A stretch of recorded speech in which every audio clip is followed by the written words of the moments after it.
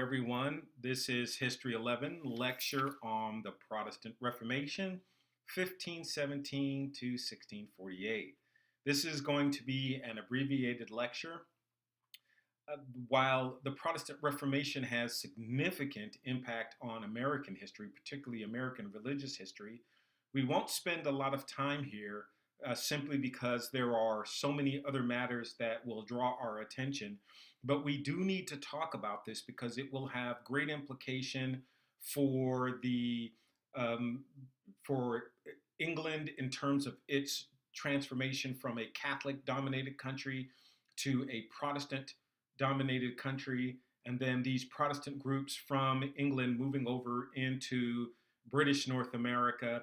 And then, of course, subsequently, we have its importance in terms of American history with the Great Awakenings that will take place in later time periods in American history.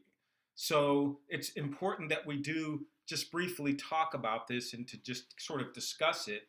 But if you're really interested in this particular topic, you should do some more background research on your own if you want to get some of the get more than this in rather than just sort of a brief overview of the particular topic. So what you should know is that the Protestant Reformation essentially was a schism within Western Christianity. All of Europe was dominated by the Catholic Church, and most people considered themselves to be Christian. Not all, of course. You had people who were of the Jewish faith, and then in some particular time periods, you had the Moors who were Muslim in El-Andalus or Spain and Portugal. But by and large, in what we would call Anglo Europe, most of the people would consider themselves to be Christian Catholic. The term Protestant probably sounds like what it sounds like if we slow it down a little bit and just slightly change an emphasis in the way that we say the word, we could come out with Protestant. So it was a protest that would lead to reform. And by some stretch of the imagination, we could probably just argue that it was a religious revolution. And that's one of the sort of the themes that we'll carry out throughout this course. Now, in order to sort of really understand the Protestant Reformation, we have to know just a little bit about the Renaissance from the 14th through the 17th centuries and a little bit about this concept of humanism that would be percolating through the Renaissance. And this time period was known for a sort of self-reflection on creativity and individualism. Humanism itself is just the basic concept of human agency of beings, that individuals have the ability to think for themselves and to sort of create the kind of lives or to think the kinds of things that they themselves want to think without essentially being told to do so. Europe is becoming particularly much more secularized. In other words, people are becoming to some degree less Catholic. And this would have, I guess, a large degree to do with the fact that people, particularly the merchants, are becoming much more wealthy. And as you can probably surmise, the more wealth that a person has, probably the individuals are relying more on themselves than they probably are the church for their sort of daily bread or their sustenance. We also begin to see that as this wealth is percolating, we also begin to see this rise in nationalistic identity. So people are beginning to think of themselves as German, as Italian, as French, as English, even though they all see themselves as being part of Christendom. They also begin to think of themselves as having distinct languages, distinct cultures, distinct ways of living. And of course, this gets turned into sort of a political ideology as well. Right? The discovery of new lands is, of course, as important, is because people are coming into contact with other people throughout the world who are not necessarily Christian. And so then questions could be asked is, well, if these people who live on the other side of the planet have never heard of Jesus Christ or Christianity? How is it that they're getting along seemingly quite fine? So you might begin to start questioning sort of the things that you were taught by the Catholic Church, right? Or you might even be altogether questioning your own faith processes for that matter. We're also seeing the growth of royal power, so the kings and their um, the royalty, the dukes, the earls, the nobility, that sort of thing, are becoming much, much more powerful, and they are centralizing their power or their hold on their populations, right? As they gain in wealth, they can develop larger police forces, spies, the army, and so they're able to consolidate power. And of course, people who generally have power always seek more power. And this was a direct challenge and affront to the existing church hierarchy, right, or the Pope. I also need to just say one thing really quickly about this idea of gold and silver flooding into Europe, and it principally came. Most of the gold in Europe is flooding in from Africa, with small amounts of it pouring in from these new territories in Latin America, particularly with the Incas and the Aztecs and etc. But there's this concept within the Catholic Church that held out that it was frowned upon or illegal by nature to charge people high interest rates for loans. And so, one of the things that business people do to make money is that not only do they engage in trade, but they also finance people's own business ventures. And the way that you're going to make money is that you're going to charge people interest rates. You will charge an individual a higher interest rate if the business or the venture is a little bit more speculative or dangerous, one might say, and risky. So you might charge the person a higher interest rate rather than if you know that the venture is going to be reasonably bring back some yields, you might charge the person a lower interest rates. Where, well, according to the Catholic Church, usury was frowned upon. And so, if you were a business person and you were trying to make money by lending people money, then particularly risky business enterprises, then the Catholic Church is going to frown upon that. So, perhaps what you're going to try to do or want to do is to put some distance between you and the Catholic Church. One of the other things that's going to be prominent that's going to happen is the advent of the Gutenberg printing press in 1451. This was invented by Johannes Gutenberg, who was a German who built the first movable type print and ushered in the printing revolution. And of course, one of the things that this does is that it enables people, if they're wealthy enough, to be able to produce books, and those books then could spread ideas. So if you had ideas, you could go to somebody who was a printer, have your book or pamphlet printed, several hundred copies for a fee, and then you could share these and spread your ideas. So people who had problems, as we're going to see with the Catholic Church, could write their ideas and then have those ideas printed and then spread. So you wouldn't necessarily have to move from town to town. You could just have your books being smuggled throughout Europe, and people could read those ideas of yours. And so what's going to happen as the printing press is going to spread this, more and more people, particularly the wealthy, are going to be interested in becoming literate. They're going to want to read. And as people read for themselves, they are able to then, right, formulate their own ideas. And this goes back to this concept of human agency of beings. Another thing that which I think is extraordinarily important for this particular area, and this goes back to what I said just a minute ago about the rise of nationalism. So let's say that you're beginning to think of yourself as more German, more English, more French, rather than having to read the Bible in Latin, which was the lingua franca within Europe. Perhaps you could get a Bible printed in French or German or English.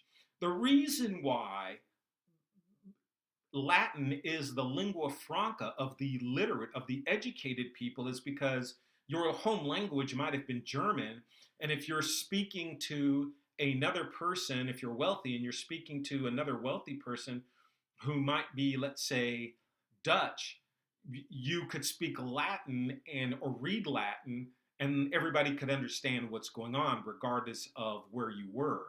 So the Catholic Church interest was in spreading Latin because they could accomplish two things. One, they would be able to produce priests that could go out and spread out and be converted in all areas within Europe.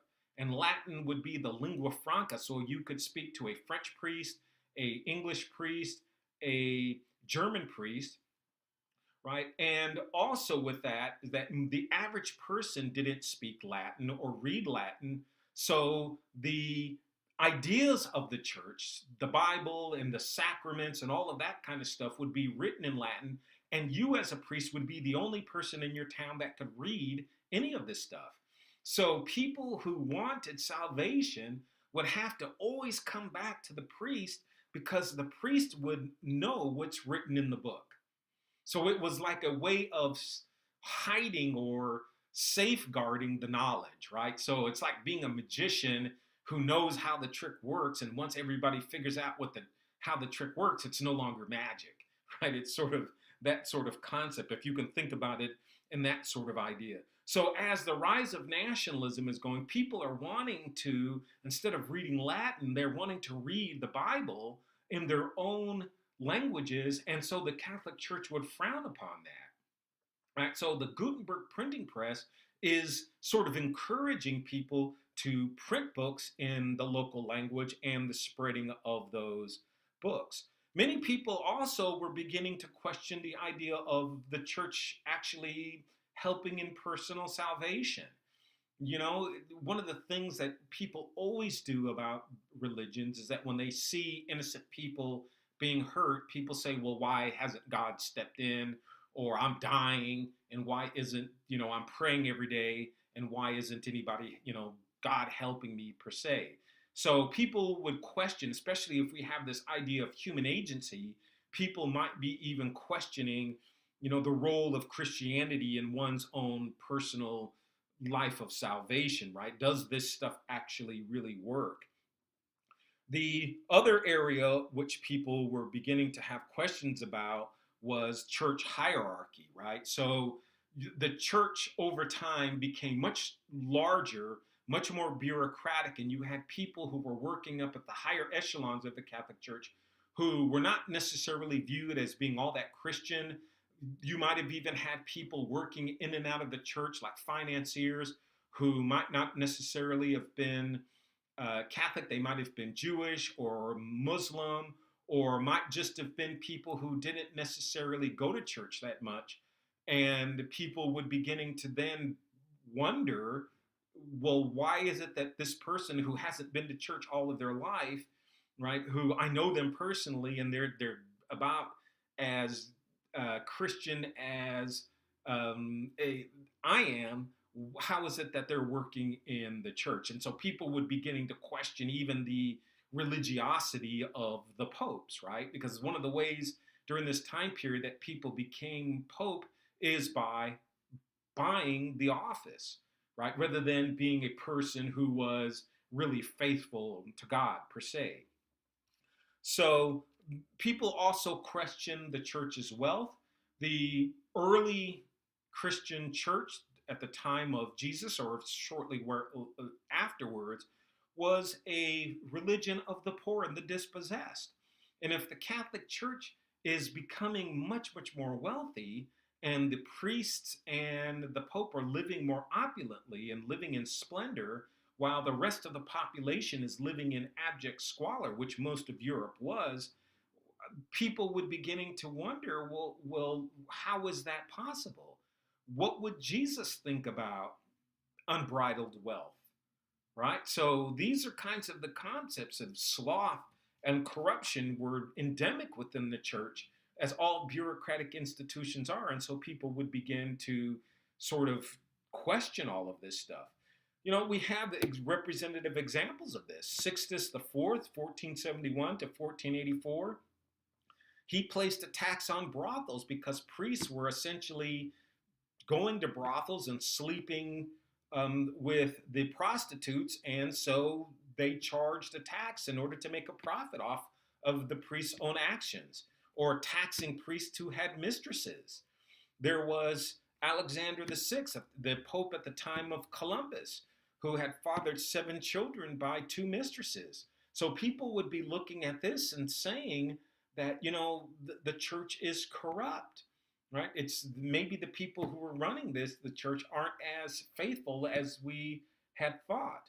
One of the other areas that really bothered people, and we're going to see this is one of the main concerns of the instigators of the Protestant Reformation, is this selling of indulgences.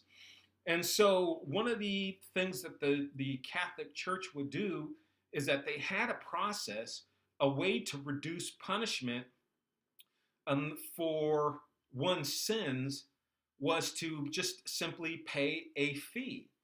And so essentially what would happen is that a person who committed a sin, right, could actually go to the church and say, look, I've committed a sin. I accidentally, with my horse, I was drinking. I ran over a small child because of my own bad habits.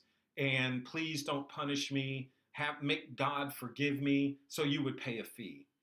Or or you would sort of store money in what they called indulgences, where you would store money so when you died and you went to a place called purgatory, which was an intermediate step before heaven or hell, you could get your sins remitted while you're in purgatory if you paid in advance, right? So that was an indulgence. And so the Catholic Church sent out emissaries or priests out, and they literally sold these things, and the people who could afford to pay the penances and indulgences were the wealthy. So you could literally say, okay, I'm a wealthy person and I can do whatever I want because I'll just pay a penance. Or I'm a wealthy person, I can do whatever I want, I can pay for my indulgences, so when I get to purgatory, I won't suffer, right? My sins at purgatory will be alleviated. One of the most famous of these people who went out and sold these indulgences was Johann Tetzel, who was a Dominican priest who had an actual saying: as soon as a coin in the coffer rings, the soul from purgatory sings. And so Tetzel was sent out by the Pope to collect in payments for indulgences to repair St. Peter's Basilica. And so people looked at this and they said, my gosh, if you're rich, you can afford to sin. But if you're poor, you get nothing. You have to suffer your fate. And you could always argue and make the argument about how fair is that. So along comes a man by the name of Martin Luther, who was an Augustinian priest who was born and living in Saxony, which is one of the Eastern German provinces along the Polish and Czech Republic border, who looked at all of this and said that the church needs to reform itself. So he wrote a document that contained 95 grievances, or the thing that we call today a document, we call the 95 Theses, right? So this document, which contained 95 things that the Catholic Church must change, outlined what he thought was wrong with the church and why the Catholic Church needed to change. So what Martin Luther did is that this document, the 95 Theses, written in 1517, was copied and spread throughout Europe, right, via, as we know, the printing press. And so from this, right, people all over Europe, or at least it's beginning in Germany, right, would be able to take this document and say, yeah, look at these things.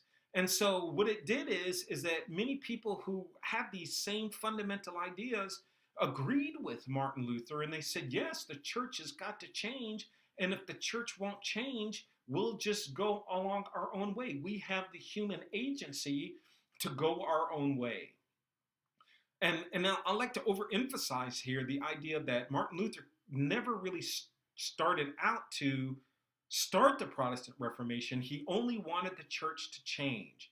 The church refused to change, and they actually at one point put a bounty out for Martin Luther, and he was actually safeguarded by some nobles, but the theses spread. And so some of the things that were contained in the 95 Thesis is that there can be no payment for penances and indulgences, that faith in Jesus and not good works are the way to obtain a pardon for sin. They call that sola fide, and the complete reliance on the scripture.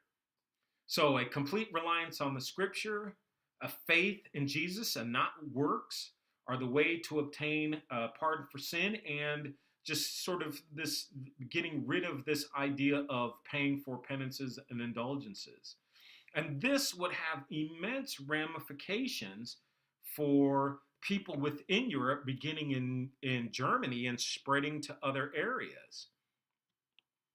Right? And from out of this, we would get Lutheranism, which was named after Martin Luther, Calvinists, Presbyterians, Anglicans, which people become with Henry VIII, who breaks away from the Catholic Church in England and creates the Church of England, which these individuals are called Anglicans, Baptists, Methodists, Puritans, all sorts of groups would spring up out of the Catholic Church as a direct result of Martin Luther's 95 Theses and subsequent other individuals like John Calvin, Hildrich Zwingli, and others who were writing about some of these same ideas would help other people in other areas break away from the Catholic Church. And so, of course, the Puritans and the Pilgrims who would be coming from England to settle in British North America would be groups who were part of this Protestant Reformation. The map that's being shown here outlines in the dark yellow the Lutheran churches, the lighter yellow remains Catholic, the pinkish sort of areas become Eastern Orthodox, and that is a whole nother separate discussion, but they are not Catholics. They are a Christian group, but they are not Catholics. The blue and sort of off blue in the area of England, Ireland, and Scotland, and the greenish are Anglican and Calvinist. So instead of having all of Europe just wash in yellow, you can see from this map that large segments within Germany, which was then called the Holy Roman Empire, and France and areas within Switzerland are no longer Catholic. And then if you look at Scotland and parts of Ireland and England, just heavily non-Catholic. The implications for this would be immense, of course, for the United States, eventually United States and British North America, but also even for Europe. This is a picture and a map of a British soldier walking through the streets of Belfast, Ireland with a rifle. And then you have this map on the right that shows the divisions between Catholics and Protestants. So within Northern Ireland, you have this schism that came into full-blown outright hostilities for generations of Catholics and Protestants killing each other over territory within Northern Ireland, and they had to be literally separated by an army. And so you can see from this Protestant Reformation that it had implications for Europe, had deep-seated implications also for British North America and later the United States. So from concluding here, we see that we have the corruption within the Catholic Church and the efforts at reform and the efforts of the church to remain unreformed or the church failing to change. This coupled with this concept and belief in personal salvation and human agency would be ultimately important in helping individuals break away from the Catholic Church. All right, so that's basically about it. So if you have any questions about this, you can always send me a message via Canvas. All right, good luck.